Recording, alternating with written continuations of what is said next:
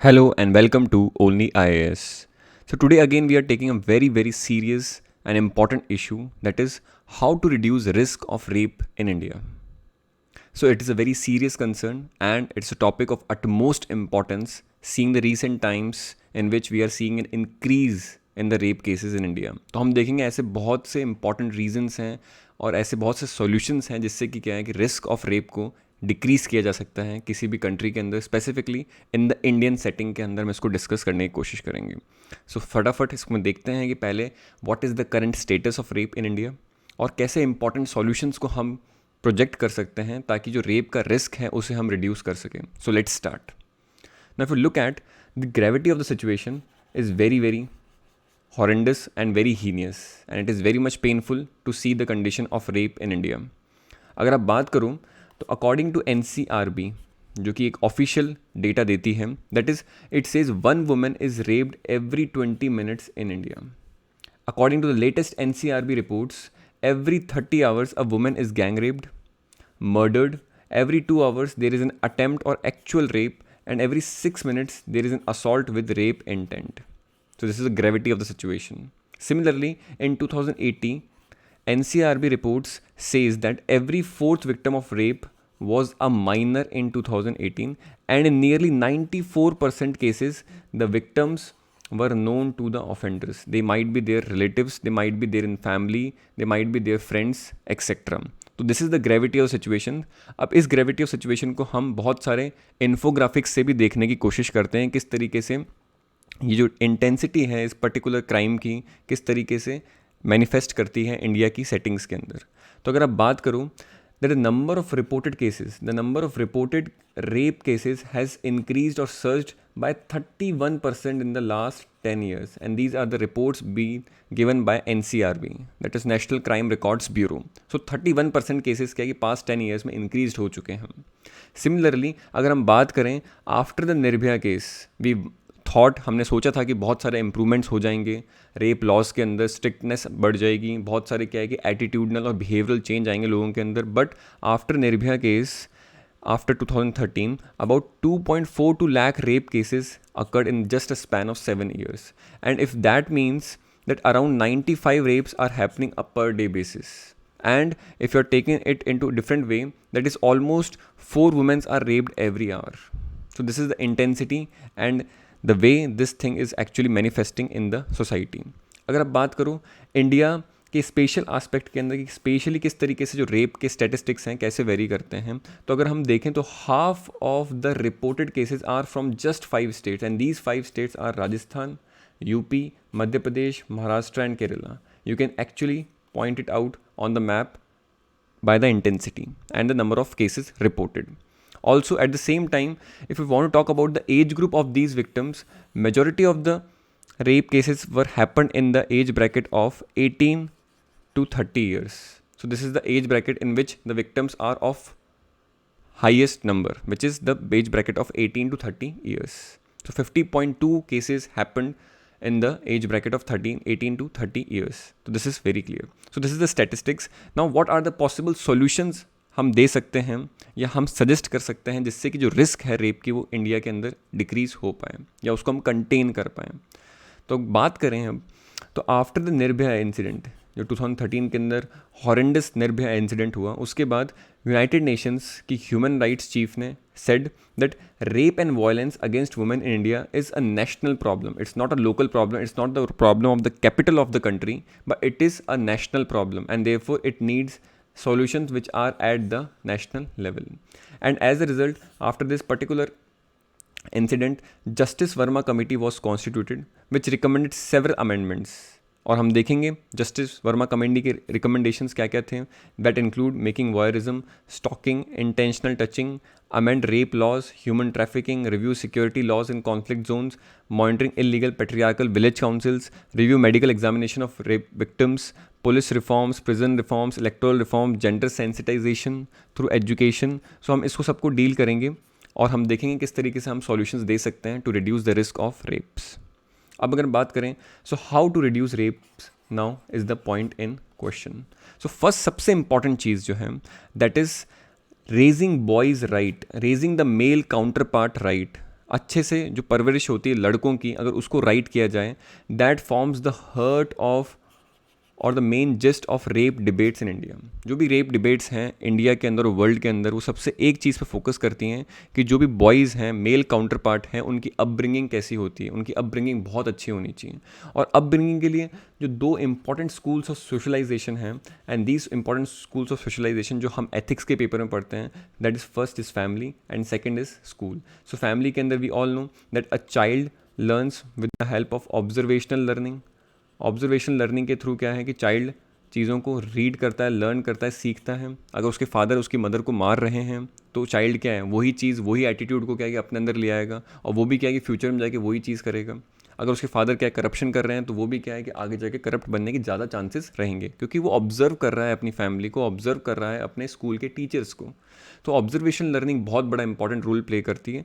इसलिए यहाँ पर क्या है कि हम बेटर वैल्यू सिस्टम अगर प्रोवाइड कर पाएँ, किसको, बॉयज़ को, इन द अपब्रिंगिंग एज, ठीक है। और not even boys, all the childrens, be it boys and girls, but specifically in case of rapes, boys should be raised in the right manner.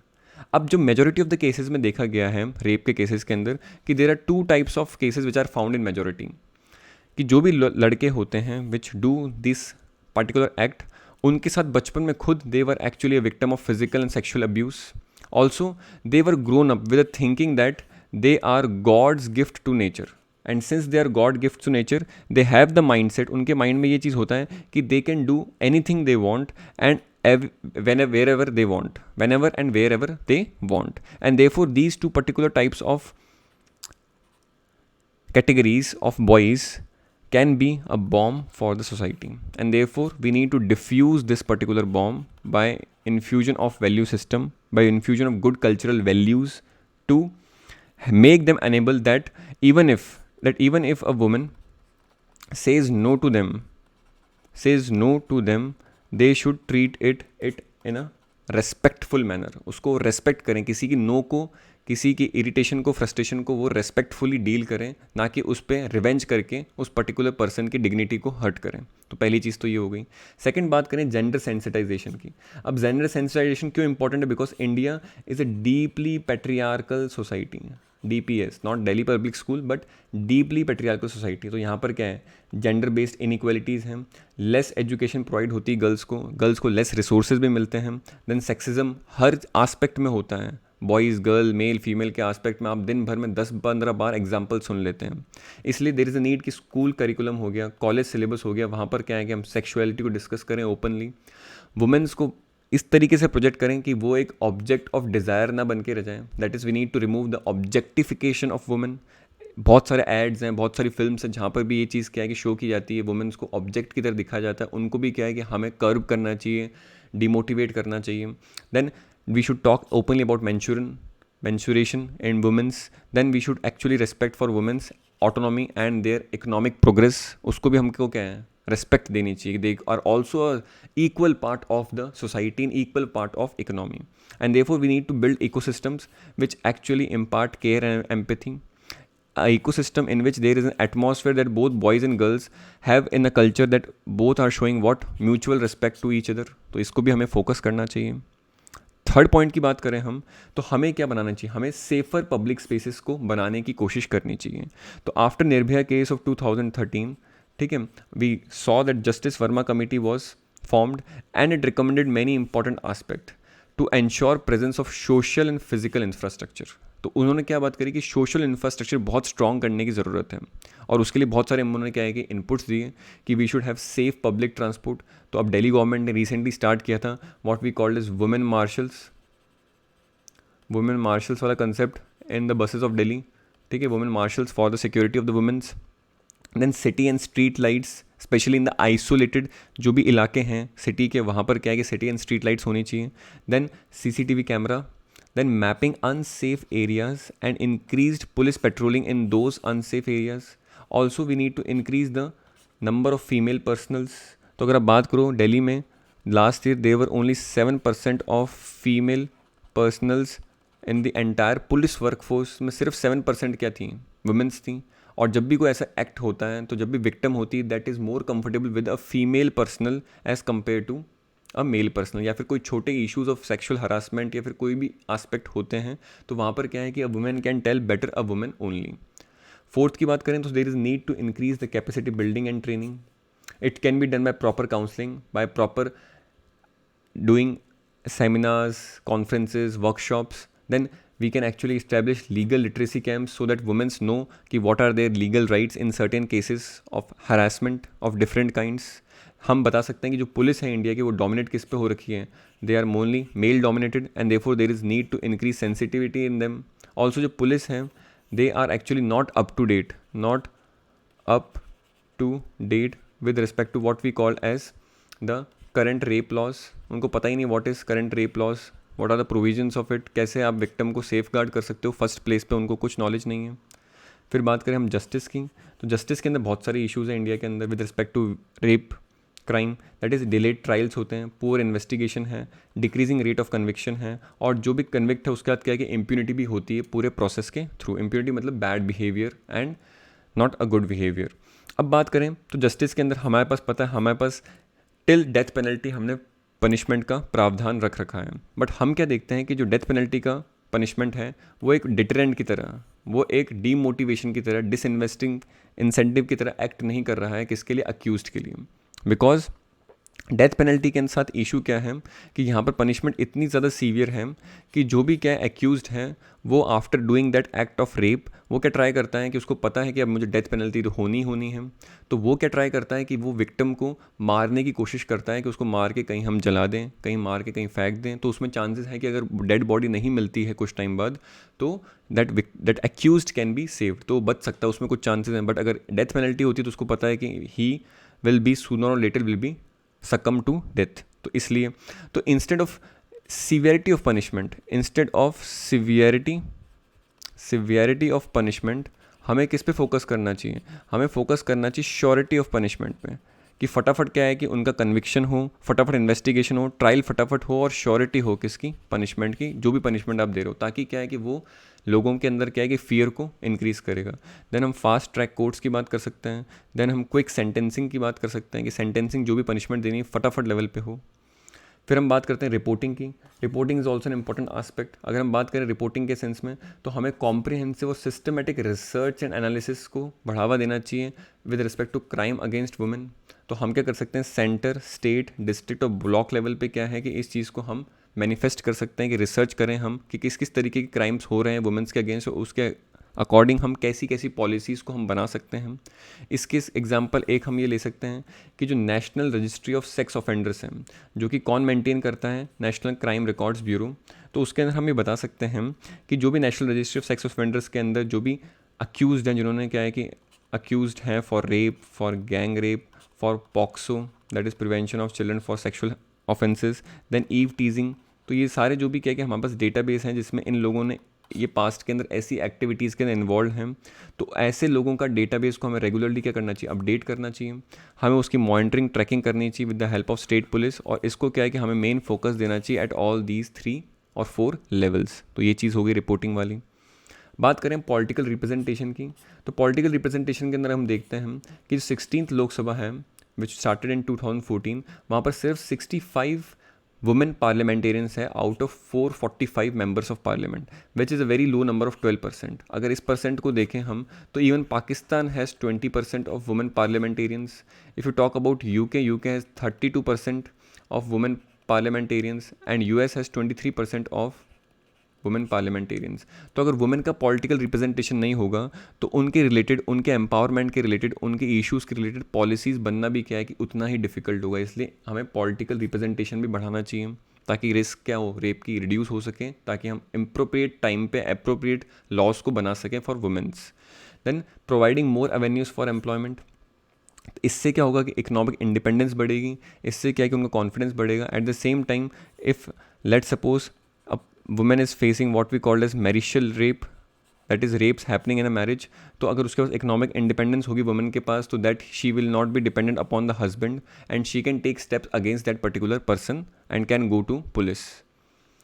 अब बात करते हैं हरासमेंट इन वर्क प्लेस की बात करते हैं। तो हमें पता है कि after the sexual harassment act of 2013 and Vishakha guidelines के बाद हमने आईसीसी बनाई थी। आईसीसी क्या है कि इंटरनल कंप्लेंट्स कमेटी है, जो कि क्या है कि पब्लिक प्लस प्रोफेशनल कंपनीज़ के अंदर क्या है कि बनाना इज़ मैंडेटरी। बट हम क्या देखते हैं कि बहुत सारी कंपनीज़ ने क्या है कि आईसीसी बनाई नहीं है, और जहाँ पर बना रखी है वहाँ पर क्या है कि वो नॉन फंक्शनल है, वो डेली बेसिस पे, वीकली बेसिस पे, मंथली बेसिस पे नहीं मिलते हैं, इश्यूज़ को सॉल्व नहीं करते हैं। एज ए रिज़ल्ट क्या हो रहा है कि जो एक्ट्स होते हैं, indecent remarks, unwanted touches, demand for sex, dissemination of pornography, ठीक है, जो एम्प्लॉयज़ एक फीमेल एम्प्लॉय के साथ एक ऑर्गेनाइजेशन में करते हैं, वो क्या हो जाते हैं, अननोटिस रह जाते हैं, वो अननोटिस रह जाते हैं। And at this as a result क्या होता है कि लेटर स्टेजेस के अंदर these particular small small things can turn into the heinous crime of rape. तो एक चीज़ ये हो गई। तो इसको भी क्या है कि हमें एक स्ट्रिंजेंट एक्टिविटी से क्या है कि आईसीसी को ज़्यादा फंक्शनल करने की कोशिश करनी चाहिए, मॉनिटर करना चाहिए किस कंपनी ने प्रॉपरली वे में इसको चलाया है। देन ऑनलाइन अब्यूसेस की बात करें तो there we should move more towards the increasing online safety of womens, because womens जो हैं डिजिटल एज के अंदर are regularly subjected to online rape threats, online harassment, cyber stalking, blackmailing, trolling, slut shaming etcetera. तो हमें क्या है कि online abuse को लेते हुए भी क्या है कि ध्यान रखना है, ताकि ये जो अभी माइनर एक्ट्स हो रहे हैं which are digitally, which are behind the screens, which are behind the phones, वो क्या है कि रेप के अंदर कन्वर्ट ना हो जाए। तो हमें उसको पहले ही क्या है कि रोकने चाहिए और अप्रोप्रिएट स्टेप्स को लेना चाहिए। फिर बात करें स्ट्रिक्ट लीगल एनफोर्समेंट की, तो हमें क्या है कि जो भी लॉज हैं with respect to human trafficking हो गया, फोर्स प्रोस्टिट्यूशन हो गया, फोर्स्ड मैरिजेस हो गई, चाइल्ड लेबर हो गया, उनको क्या है कि स्ट्रिक्टली एनफोर्स करना चाहिए, ताकि क्या है कि कम से कम इंसिडेंट्स हम देख सकें फ्यूचर में of rape. At the same time with respect to marital rape, India does not have any law regarding marital rape and it does not treat it as a criminal offense. So it is a shame on India's part, because India is only under a select of 50 countries which have not treated marital rape as a criminal offense. Otherwise all over the countries of the world have made marital rape as a criminal offence. फिर बात करते हैं हम attitudinal और behavioural change की। तो इसके अंदर we can actually sensitize people और the masses by taking the important figures, ठीक है, by making movies on these sensitive topics. Example section 75 हो गया, देन आर्टिकल 15 हो गया जो पिक्चर आई थी, देन पिक्चर्स या movies like Pink. So we can actually increase more gender sensitivity by using these three things. Then role of media is also be acknowledged for increasing the sensitivity regarding the negative impacts of patriarchy. फिर बात करें conclusion के अंदर, we can only say that this is a very good quote I came across, that rape is not just a physical violent act, it is perpetrated against one victim, it is an assault on humanity. वो क्या बोल रहा है कि rape is not just a physical violent act which is perpetrated against one victim, but it is an act which is against the whole humanity. इसलिए in cases of rape, ठीक है, rape जैसे केसेस के अंदर या फिर जो भी सेक्सुअल हरासमेंट रिलेटेड केसेस हैं, तो उसमें इंस्टेड ऑफ क्वेश्चनिंग वुमेन कि what was the reason of you wearing such short clothes, what was the reason why you went outside in the late night, why you drink alcohol, ये question women से पूछने से बढ़िया है उसके क्या solutions हो सकते हैं जहाँ की वुमेन्स को सेफ गार्ड कर सके, जहाँ की वुमेन फ्रीली रात को in whatever capacity, in whatever freedom they want to enjoy their life they can do. तो हमें क्वेश्चंस नहीं पूछने चाहिए, बल्कि हमें एक मेजर्स या कंट्रोल्स इस्टेब्लिश करने चाहिए सोसाइटी के अंदर, जहाँ से क्या है कि हम वुमेन को इक्वल फुटिंग, इक्वल फ्रीडम दे सकें। आप खुद भी देख सकते हैं कि जब आपके घर में कोई मर्डर होता है या फिर कोई आपकी सोसाइटी कम्युनिटी में मर्डर होता है या फिर कोई रॉबरी होती है, तो आप जिसका मर्डर हुआ है फैमिली में उसको कोई दोष नहीं देते हैं। यू एक्चुअली आप ट्राई करते हैं कि कैसे पुलिस क्या है फटाफट मर्डरर को पकड़े, कैसे फटाफट पुलिस क्या है कि जो रॉबरी हुई है उसमें जो चोर है उसको पकड़े। तो यहाँ पर भी क्या है कि वुमेन्स के केस में भी क्या है कि instead of questioning women, instead of blaming women, what we need to do is we need to take the preventive steps which we just discussed. So I hope ये वीडियो आपको अच्छा लगा होगा। कमेंट में और टॉपिक्स बताओ या और ऐसे सॉल्यूशंस बताओ जिसको भी हम यूज़ कर सकते हैं to reduce the risk of rapes in India. ठीक है, कैसा लगा वीडियो और इसमें क्या इंप्रूवमेंट्स हो सकते हैं, kindly tell us in the comment section. So thank you and have a nice day.